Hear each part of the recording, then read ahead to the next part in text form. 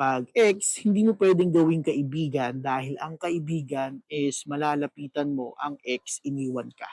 Naniniwala ka ba na kaya lang kayo nagkikita kasi pinipili niyong magkita? Kaya daw kayo nagkikita ng partner mo kasi pinipili niyong magkita.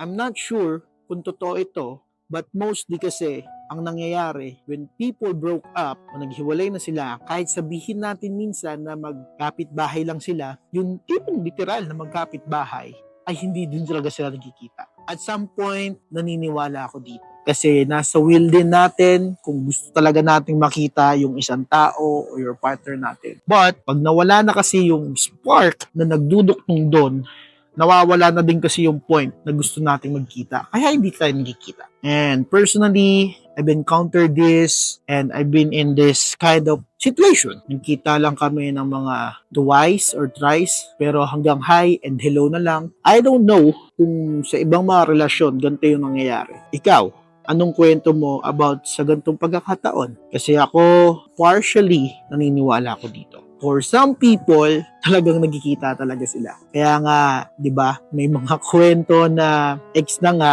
bumabalik pa or binabalikan pa. Pag ex na, ex na. Pag ex, hindi mo pwedeng gawing kaibigan dahil ang kaibigan is malalapitan mo, ang ex iniwan ka. I just wanna share with you guys kung naniniwala ka ba sa mga ganung bagay.